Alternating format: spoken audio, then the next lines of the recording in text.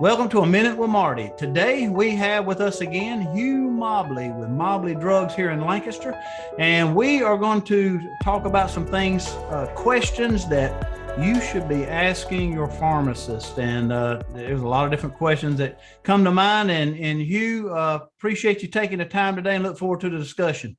Thank you for having me again, Marty. All right. Well, you know, and I know we all have, when you're self-employed like we are, you have a lot of clients.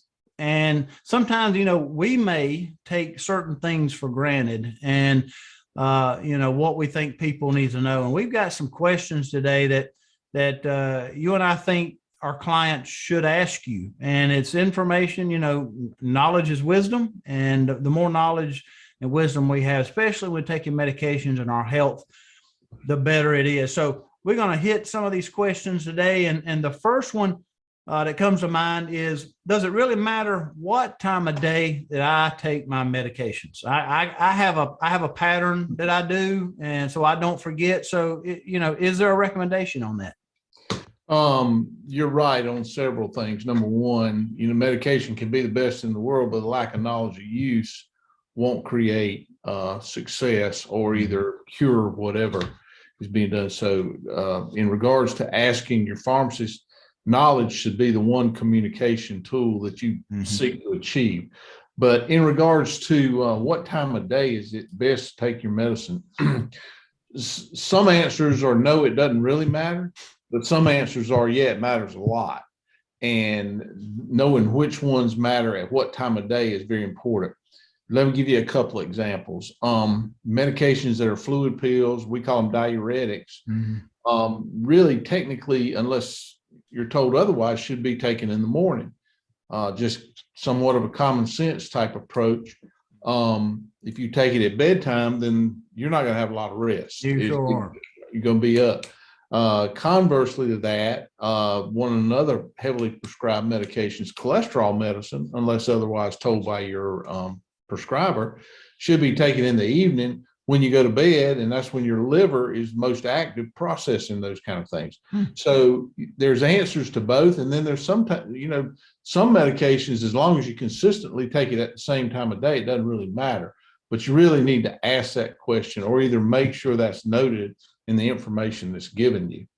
Yeah, awesome.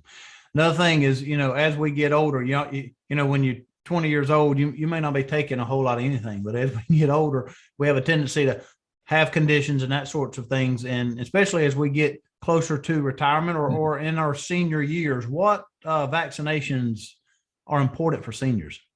Well, one of the things you brought out that's important is, as we get older, things change. And one of the things that changed is our body's ability to fight off disease. When you're young, it seems like, I don't want to say you're invincible, but you can be exposed to certain things, and in a day or so you kind of get over it. Whereas as you get older, your body doesn't respond as well, your immune system doesn't work as well. So the importance of vaccinations are greater in your later years. But several come to mind that ought to be on the checklist, and it's of course the influenza vaccine annually should be taken, because influenza causes a lot of hospitalizations and death. And that's somewhat of a preventative opportunity. Now that we know a little bit more about COVID and the vaccinations, I believe contributed to our ability to get where we are today, or somewhat a semi-normal. I think that we'll probably see some sense of vaccinations for COVID periodically. It may be annual, it may not be annual, but you talk about, that's another one. Another one is the pneumonia vaccine. There's pneumococcal bacterium causes a lot of hospitalizations and death at a higher rate than the influenza does, but a lot of people don't pay that much attention to it. So the pneumococcal vaccination should be scheduled. And the last one I'll say that I would say would be on the definite to-do list, there are others, but this is the last one that I would say would be different, is the shingles vaccine. We've been in about 30 years of vaccinating our infants for chickenpox, which has reduced the amount of incidental exposure. Hence, it's created a greater sense of shingles breakthroughs in older people, and at times of stress and illness it comes through. Some of the shingles can be resolved in a few days. Some of them last for a lifetime. Yep. So that would be on my to-do list for a senior. So basically those four at least. There are others, but especially those. And most pharmacies have access to a database which can look at an individual and tell what they're due to receive. Yeah. Okay. Good info. The next one is, how does age increase the risk of medication side effects? Again, when we get older, our body doesn't respond. Our kidneys don't work as well as they once did. Our liver probably doesn't work as well as it once did. So some medications can not work as well as others. Some can work stronger than others, and some taken together can have a greater side effect than if they were taken when you were younger. So you always have to be aware of that. And one of the biggest things probably is the liver kidney change. Creates dose differences. So in conjunction with the prescriber, you know, talk to your pharmacist to find out what medications can affect you differently at a different age. But those would be a couple of examples. Yeah. Okay. All right. I know with me, when I'm going to take some medication, I put it where I most frequently visit. And for me, it's the refrigerator. So I don't forget. So what happens if I miss a dose? Some medications you can, as soon as it's discovered, you take a catch-up dose. Some medications you might want to wait till the next scheduled day. It depends on what it is. And a lot of that information is usually included in educational information that's provided with your prescription, or it's available online, or again, contact your pharmacist. If it's an antibiotic or something, I think you would probably want to go ahead and take it as soon as you realize that you missed it. Depending on how long it's been, things like blood pressure, cholesterol, and all. Cholesterol medicine, if you miss one day's dose, it's not going to be critical. So you could possibly wait till the next day. Blood pressure, it might be a different story. Yeah. So it's individual, but I think that good question to know the answer to. Yeah, exactly. All right. I know this question here is one you probably get often. What if I am pregnant or breastfeeding? Just because you take a medicine orally and then you're a female, of course, breastfeeding or maybe pregnant, doesn't mean it won't affect or cross over and have an effect on the unborn child or subsequently the infant. Most medications do cross the placenta and become available to the children. Different concentrations, though, and are available in breast milk. There's a classification of medications based on their risk factor. And it's usually like very little harm is noted to great harm is noted. So you can always call and ask for that. I always recommend that patients talk to their OBGYN or their pediatrician, because they have individual experiences. In the 40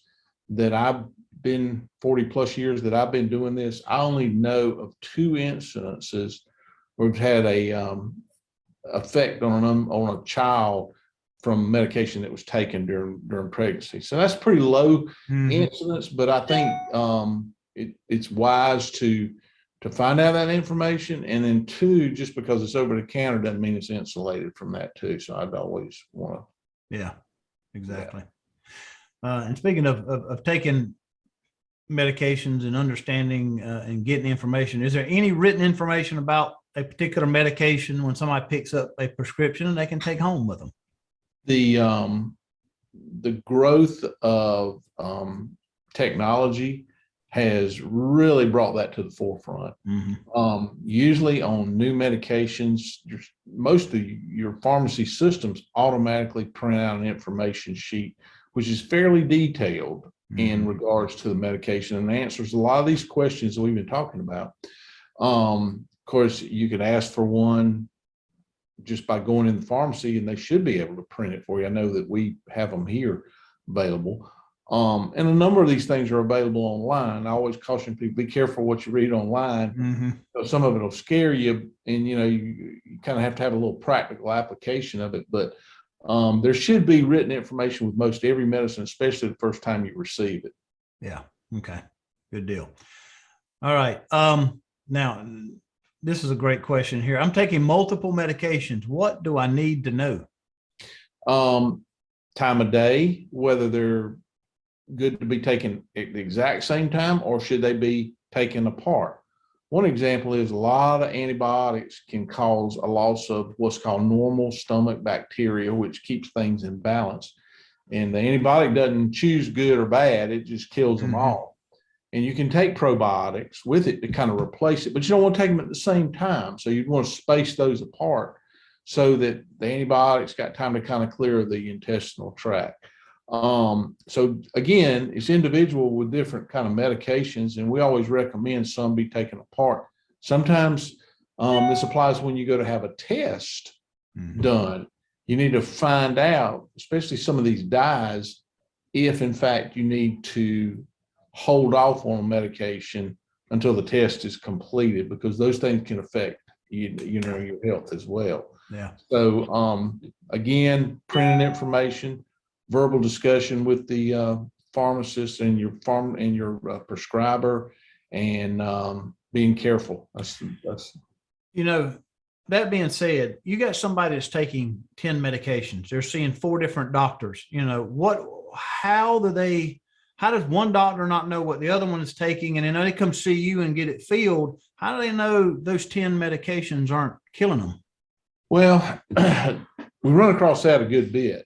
You'd be surprised, because the way that medicine now has evolved into specialties, it's not uncommon for a patient to have 2 or 3, even 4 practitioners that they see. And even though they get a medication history from the person, a lot of times we get calls from offices that want to know a complete medicine list, or the hospital wants a complete medicine list.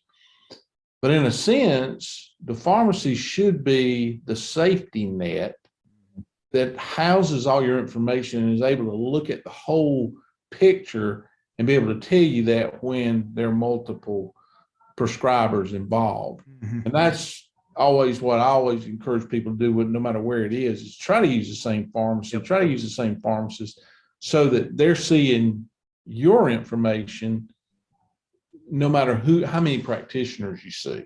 Exactly. Yeah, that's why I like going to one place, and so nobody mixes anything else. So that's a great suggestion there. Yeah. Make sure everybody's going to the same one, no matter where you go.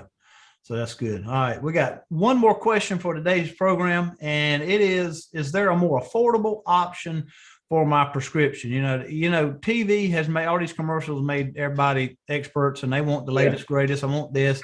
They don't understand that might be $1,000 medication a month or more.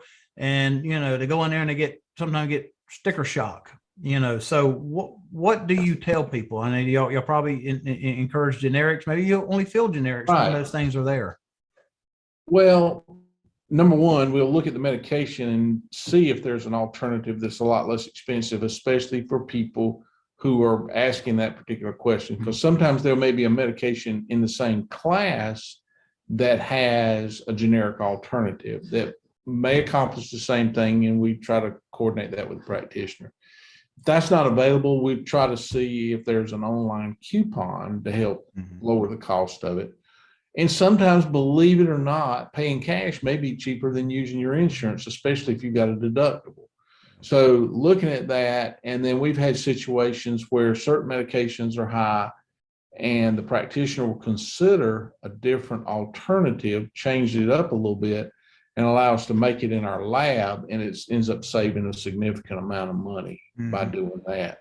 Those are great questions, are great options. Sometimes you have to explore those options a little bit further, ask questions, engage with the pharmacy, and find somebody that'll look out for your interest.